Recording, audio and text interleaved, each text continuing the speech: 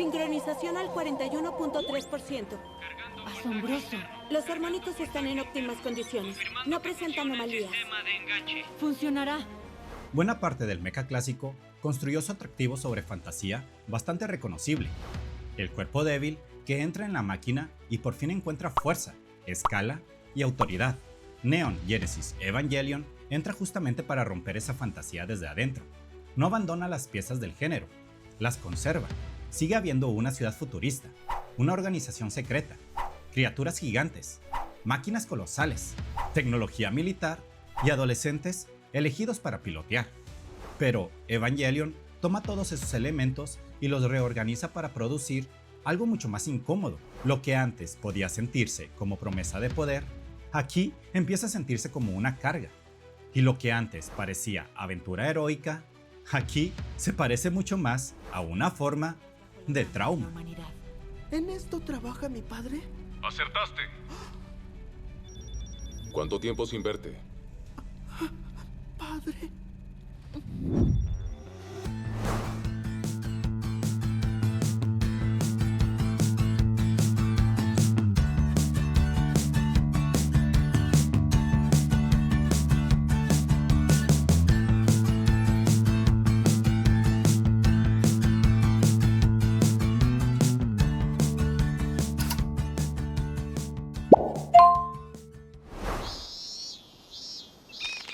Alerta. A las 12:30 de la tarde del día de hoy se declaró un estado de emergencia especial para todas las regiones de Kanto que rodean el distrito de Tokai.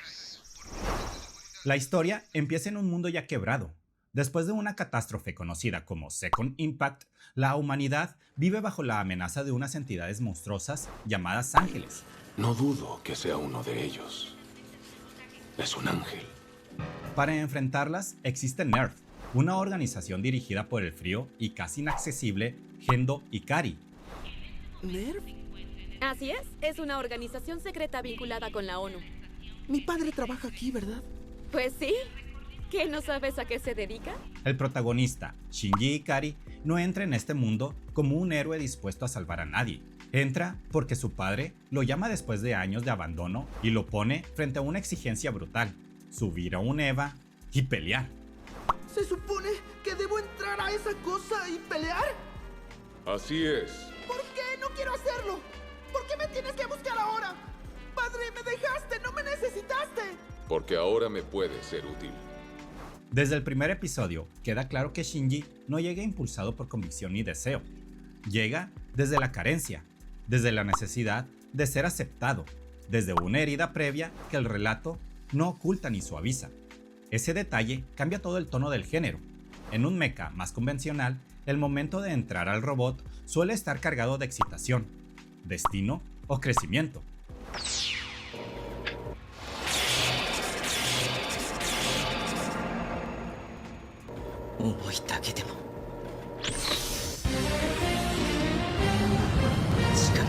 En Evangelion ocurre lo contrario. Eso fue asqueroso. ¡Deja de quejarte! ¡Pareces un niño llorón! La primera reacción de Shinji ante el EVA es horror.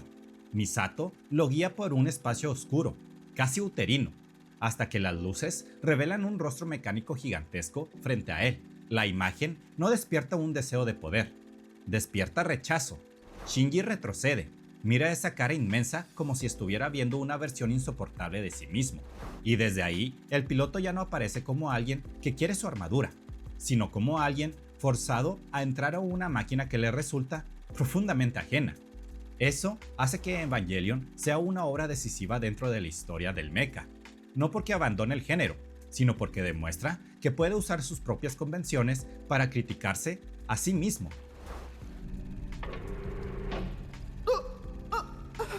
¡Está muy oscuro! ¡Ah! ¡Es un rostro! ¿Es un robot gigante?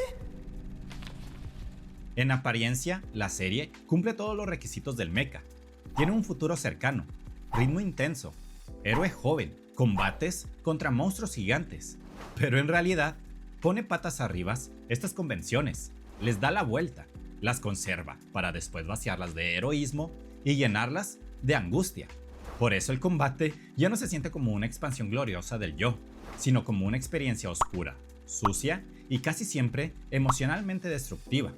La primera pelea de Shinji contra un ángel deja esto clarísimo. La escena tiene todo lo que en otro anime podría convertirse en clímax triunfal. Un piloto joven, una amenaza gigantesca, una máquina de combate y el destino del mundo en juego. Pero nada está filmado como triunfo. El enfrentamiento está cargado de una atmósfera sombría, con música amenazante y una estética más cercano al claro oscuro que el espectáculo luminoso típico de muchas batallas mecha. ¡Cuidado! ¡Levántate rápido! Incluso el final de su segunda batalla en el capítulo 3 resulta muy significativo. El Eva de Shinji, gravemente dañado, no gana con una gran hazaña tecnológica, sino con una violencia casi primitiva, usando una especie de cuchillo enorme en una escena que se siente más brutal que heroica. El resultado no es exaltación, sino inquietud. Y ese tono no se limita al primer episodio.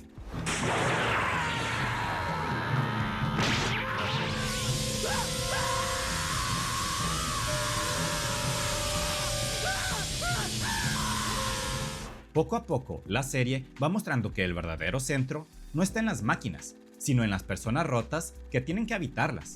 Shinji vive bajo la sombra de un padre que no sabe amar sin instrumentalizar. Rei Ayanami aparece desde el comienzo como una figura casi fantasmal, herida y agotada, llevada en camilla al centro de mando. Asuka entra después con una energía explosiva que parece lo contrario a Shinji, pero que en realidad es otra forma de herida, otra manera de esconder inseguridad detrás del rendimiento y la agresividad. El grupo central de pilotos no está compuesto por héroes equilibrados, sino por adolescentes emocionalmente fracturados. Y eso cambia también el sentido de la armadura. Solo tiene 14 años. Supongo que no es fácil cargar con la responsabilidad de salvar a la humanidad. Créeme, no tenemos otra opción más que confiar en aquellos niños de 14 años que pueden pilotar un EVA. El EVA ya no es solo una máquina de combate, es la prótesis de una subjetividad en crisis. La serie convierte el combate mecha en una especie de drama psicosocial. Los EVAs, lejos de empoderar limpiamente a los pilotos, los dejan llenos de dolor y vulnerabilidad. En vez de resolver su relación con el mundo, la armadura intensifica su aislamiento. Los pilotos no se vuelven más capaces de conectar con otros por tener poder. Muchas veces se vuelven mucho menos capaces. El EVA funciona como defensa, pero también como barrera. No abre el personaje hacia el vínculo, lo encierra más dentro de sí mismo. Y ahí, el mecha deja de ser una fantasía de crecimiento para convertirse en una imagen de daño. Por eso, Evangelion sedujo tanto a una generación que ya no podía creerse del todo el sueño heroico. No porque quitara las máquinas, sino porque se atrevió a mostrar lo que las máquinas no resolvían.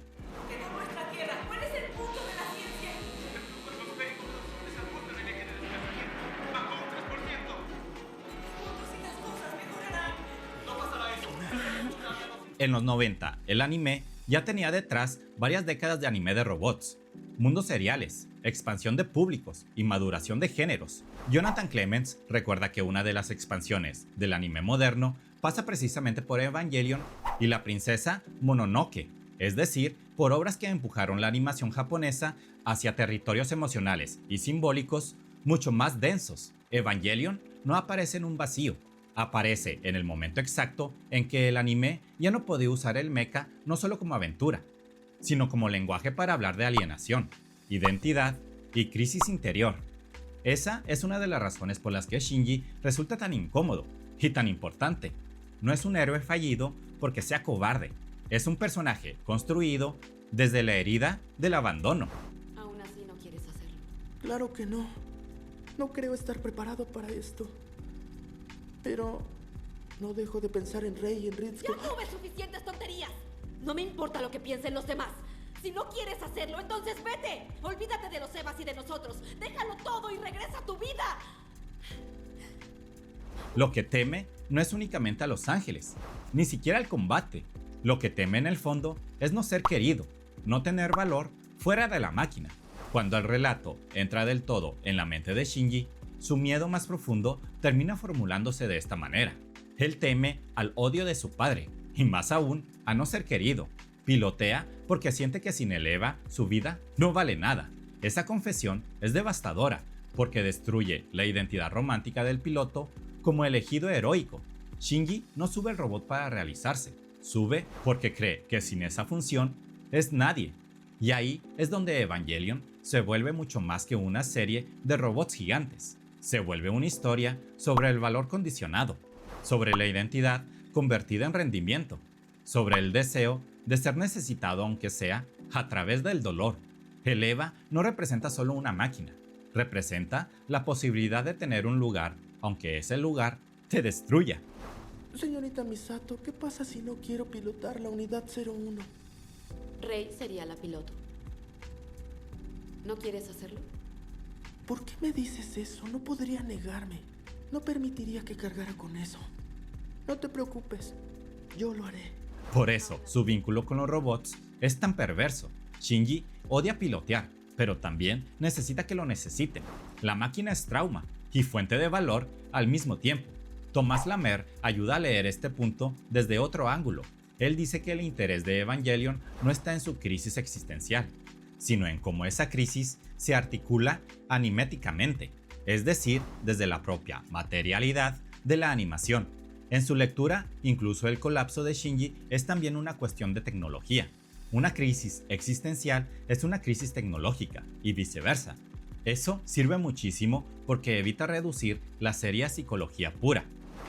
Evangelion no está usando la tecnología como fondo decorativo para contar el drama de un adolescente. Está mostrando cómo la subjetividad misma se reconfigura dentro de un mundo tecnológico, mediado por interfaces, controles, sincronizaciones, pantallas y máquinas que literalmente hacen posible el yo que el personaje cree tener. ¡No quiero que nadie más muera! ¡Así que haz algo!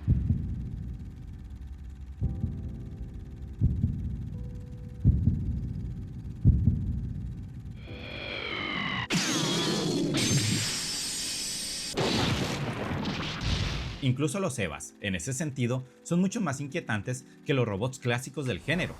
No son simples máquinas limpias y exteriores, son entidades ambiguas, casi orgánicas, atravesadas por un cuerpo extraño, violento o a veces animal. Dani Caballaro subraya que los Evas tienen más en común con la carnalidad oscura del mundo orgánico que con las superficies perfectamente estériles del robot convencional.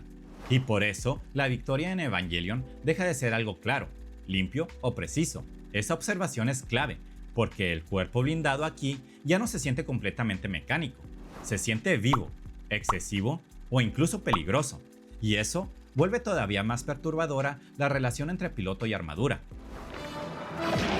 ¡Increíble! ¿Cómo puedo hacerlo? La sincronización de la unidad 01 es de más de 400%. El Eva por fin despertó. ¿O fue ella?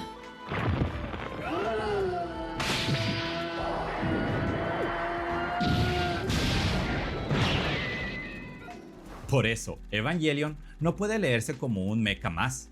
Debe leerse como el momento en el que el género empieza a reconocer que su armadura ya no basta para sostener el mito heroico que había vendido durante años. El cuerpo blindado sigue ahí, el combate sigue ahí, la amenaza apocalíptica sigue ahí, pero el deseo cambió. Ahora, lo importante no es volver a vencer al enemigo, sino preguntar qué clase de sujeto necesita ese blindaje y qué tan roto estaba antes de entrar a él. Y esa es la razón por la que la serie sigue importando tanto, porque entendió que la crisis del mecha no estaba en el diseño de sus robots, sino en la imposibilidad de seguir usando la máquina como solución simple al miedo humano. ¿Qué es la ciencia? ¿De qué sirve la ciencia si no puede salvar a una persona? ¡Regrésenme a Shinji! ¡Regrésenmelo! Evangelion conserva la armadura, pero le arranca el consuelo. Conserva el combate, pero le arranca la épica. Conserva el piloto, pero le arranca la seguridad de sí mismo. Lo que queda es algo más perturbador, y por eso mismo, más verdadero. Un adolescente encerrado en una máquina gigantesca, no para conquistar el mundo, sino para descubrir que ni siquiera esa máquina puede resolver su vacío interior. Porque soy un piloto de un Eva. Se preocupan por mí porque soy el piloto del EVA. Es la razón por la que puedo estar aquí. Todo el apoyo que recibo está basado en eso. Por eso ¿Qué piensas tú? Déjame tu opinión en los comentarios. Y no olvides darle like y suscribirte para más videos como este. Nos vemos. Hasta la próxima. Necesito ganar. Es eso. No puedo perder. Necesito hacer lo que las demás personas me piden.